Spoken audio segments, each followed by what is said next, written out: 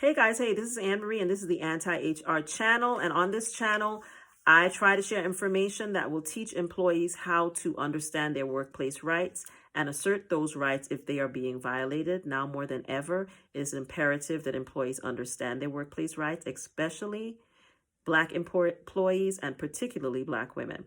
So I make this content so that you will understand how to recognize discrimination and other workplace violations and be ready to assert those rights, up to and including negotiating your way out with a separation with severance. So if that's of interest to you, hit the subscribe button, hit the like button, and comment, but please do so constructively. So, have you ever been at work and got called into your boss's office and accused of being too quiet? If this has happened to you, this video is for you. So if you are, especially a Black woman, because that's who primarily this happens to, even though it happens to other people as well. If you've been called in by your manager, who usually is not someone who looks like you, but sometimes is, and told that you're too quiet and they're concerned about how quiet you are, this video is to help you to understand where these kinds of things come from and then how to protect and defend yourself against these kinds of accusations. So if that's of interest to you, stay tuned. So we are now in the age of Project 2025 in the workplace, and federal employees are feeling it already, but it's going to trickle down to every aspect of every workplace. So batten down the hatches, gird your loins, and get ready. This is one of the things that I think more employees, especially Black women, are going to experience as a result of what is going to become very hostile work environments for anyone who is not white, male, Christian, heterosexual. And when I say Christian, I mean Christian nationalist evangelicals. In other words, not real Christians, because real Christians don't want no part of this foolishness, in my opinion. Okay? So I've already had people contact me with this issue, and I have personally experienced it myself when I was on the plantation, as I like to call it. So I thought it would be a good time to bring this up and give you some tips about how to deal with it. So, Black women in particular get targeted and attacked on the basis of communication style and how they communicate. But some of us even get attacked when we don't say anything at all. And, post-election 2024, a lot of the 92%, those of us who voted for Kamala Harris, and I'm one of those people, made it very clear that as Black women, we were divesting ourselves from trying to solve all of the world's problems and concerns, and instead are going to focus inward, focus on ourselves, focus on our community. We are resting. And a lot of white folks got very disturbed by that and really take offense to the idea that we are divesting ourselves from being concerned about them, their issues, and anybody else's issues that does not have direct impact on our community.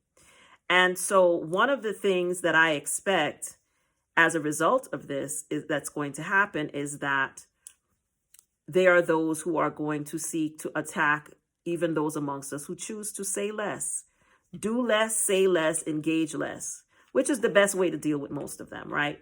But some of them, because people have written articles and think pieces and all these kinds of things, and that's one of the dangers of announcing your intentions and sharing everything that you think, is that people then start making plans for you.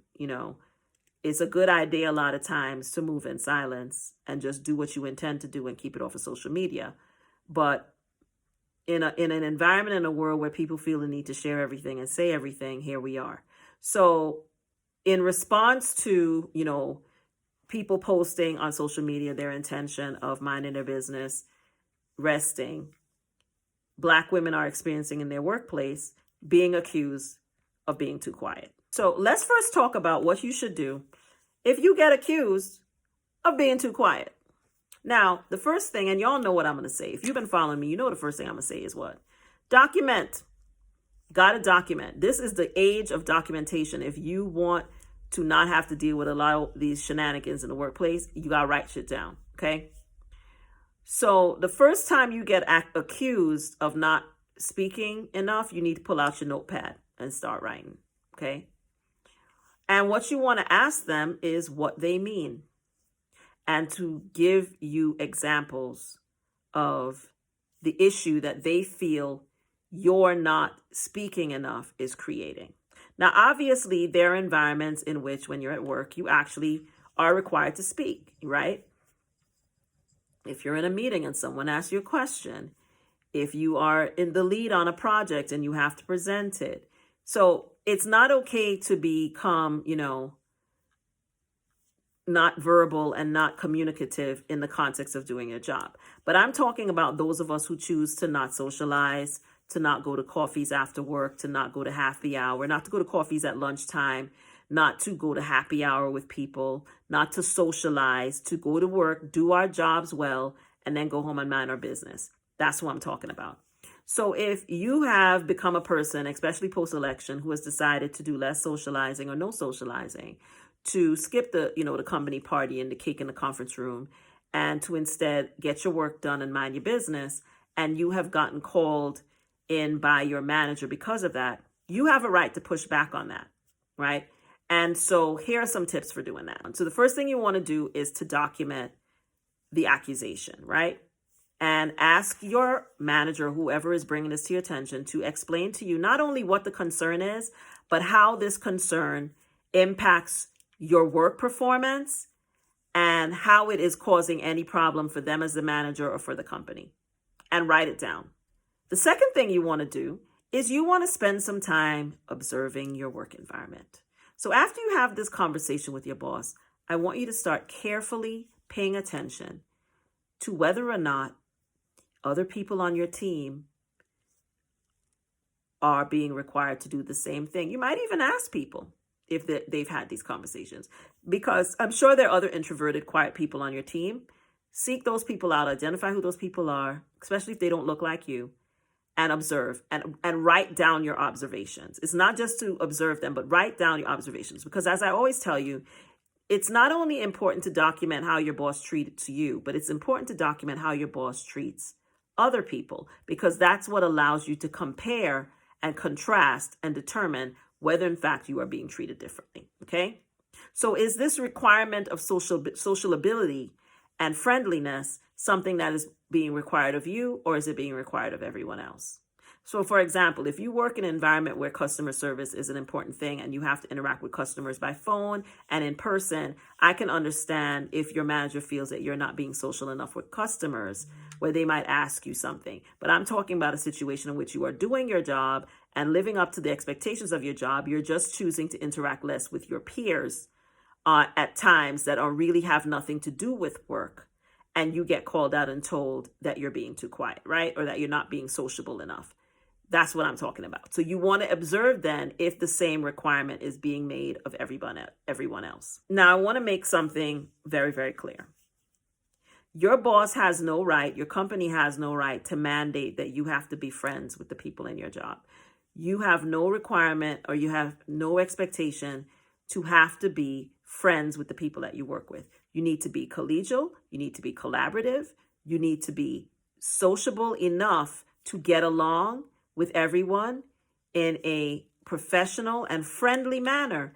And you can do that without actually being friends. So you can be friendly without being friends with people, right? So you're not coming to work with an attitude. You're not cutting your eyes at everybody when they come to speak to you. You smile, you're cordial, you're friendly, but you're not friends. So when people want you to come hang out with them after work, it's okay for you to say, oh, I'm sorry, I have other plans, right? Oh, I'm not going to be able to make that. I have other plans. And you have other plans. You have a right to have other plans. As long as it's not during work hours, you have a right to not participate in social events with, you can even skip the Christmas party if you want to, if it's after work hours, if it's in non-work hours. They don't have a right to require that you participate in any non-work hour activities, or that you have any extra social time with people that you don't want to have social time with. And they don't have a right to punish you for doing that. So if you feel that is something that they are doing, you have a right to raise your concerns about the fact that they are seeking to require you to spend time doing social things outside of the work hours. Now, if they have a company picnic during the work hours, you should go and be cordial, right? You don't have to be more cordial than everybody else, but you can be cordial. But if they talk about let's go get drinks after the picnic, you can say no, thank you, right? I highly recommend that you always keep your work life separate from your personal life.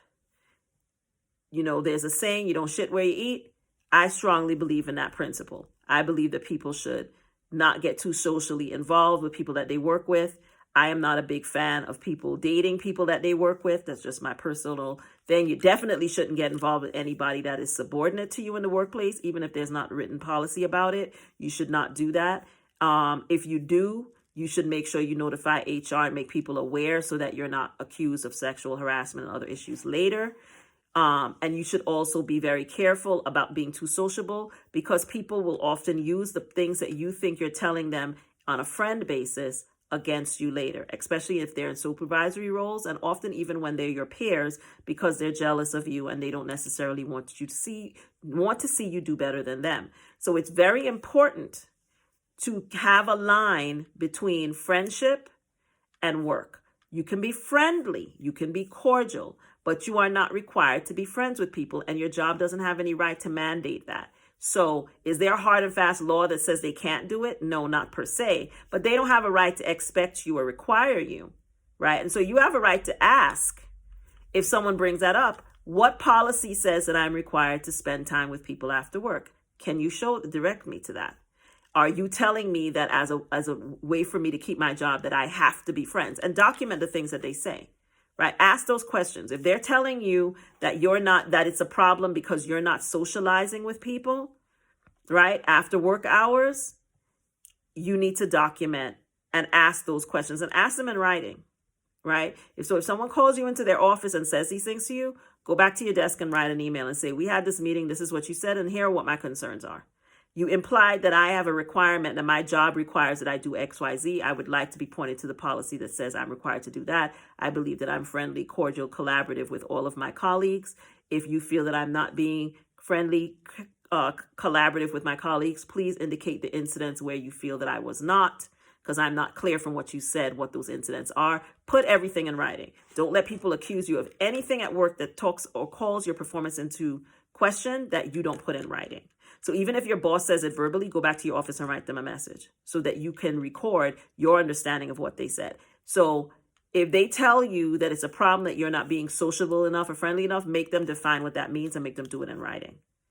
And if they don't respond to what you write, escalate it to HR, because they don't have a right to force you to have close friendly relationships with people you don't want to have close friendly relationships. You can be cordial, you can be friendly, but you don't have to be friends. You have a right to protect your personal boundaries in the right workplace. You have a right to keep your personal life separate from your professional life. And there's nothing wrong with you telling your boss, I strive to be friendly with everyone, but I do not believe that it is appropriate to require that I have to be friends with everyone, right? I choose to keep boundaries between my professional life and my personal life.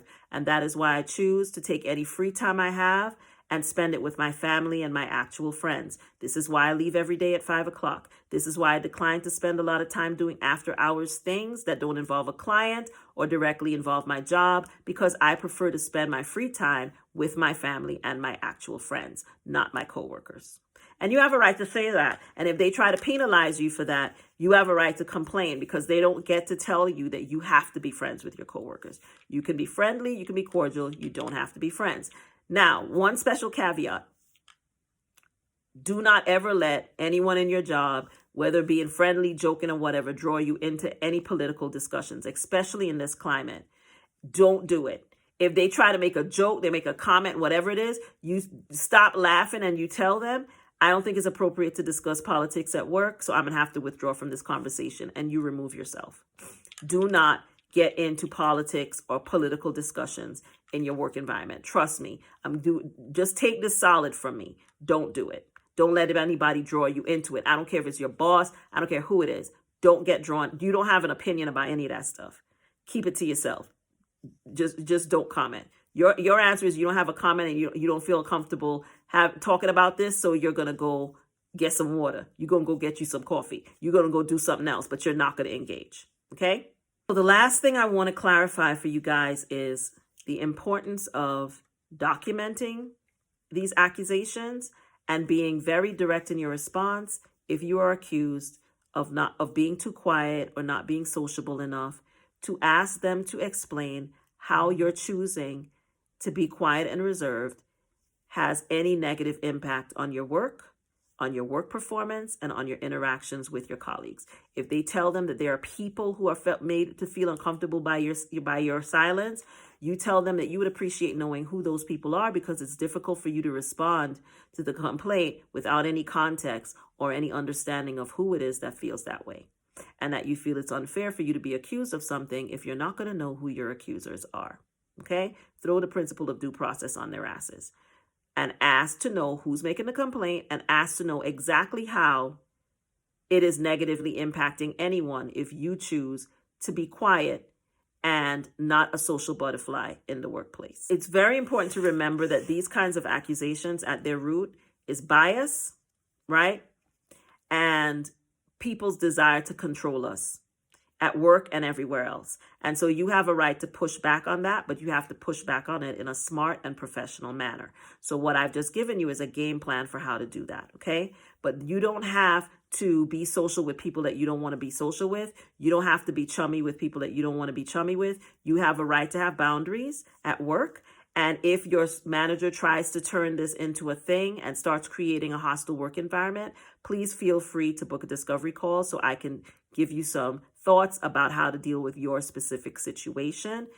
We are going into times where there's going to be a lot of hostility, and people are going to create environments to make us uncomfortable. And it's important for you to know how to cope with this. This stuff can be very, very aggravating, stressful, and tiring. And so I encourage you to consider taking a look at my master course called Save Yourself. I worked on it with a licensed psychologist, Dr. Kamani Norrington Sands. We put together this master course because we know that Black women are really going through it in these jobs, in these hostile, toxic work environments. And these are some of the shenanigans that we have to deal with. When people throw things at you that don't make no sense, and you have to figure out how to defend yourself against it, it can really be a lot. And sometimes these things are not necessarily illegal, so you don't always know how to deal with it. So in the course, we talk about how to protect your mental health when you're in a hostile, toxic job. And then we also talk about how to differentiate a hostile, toxic job from an illegal, hostile, toxic work environment, so that you know how to navigate your way out of some of these things with some coins in your pocket, if in fact what is happening to you is not only unfair and hostile, but it's also illegal. So it's a really great master course to participate in, especially in these days and times. If you are a subscriber to my website, you've probably also already received a note with a discount code. If you are not a subscriber to my website, this course will be on sale for Black History Month with a discount code. So you can either wait for that for February to come, or you can subscribe to my website and then you'll get the code early. So I hope this video was helpful. I also wrote a blog post on this subject that will be linked in the description of this video. And if you're a subscriber to my website, you've probably also already received the link to read the blog post and to get this advice. So I hope that this video helps you as well. If you've already read the blog post, I hope this kind of builds on what you read in the blog post. But it is okay to push back on these kinds of accusations, but this is important. It's important for you to know how to do that so you don't actually end up jeopardizing your job. And really the way to do it is to push back on it in a professional manner, but make them give you some receipts. Don't let them make these kinds of accusations against you, and they need to show how it has anything to do with your job. And most of the time it doesn't, right? So I hope this video was helpful. Let me know in the comments if it was. Please hit the like button if you enjoyed the video. Please subscribe if you're not already a subscriber. And please comment, but please do so constructively. This is Anne-Marie. As always, HR is not your enemy, but they're definitely not your friend, but I am. I'll see you in the next video. Bye.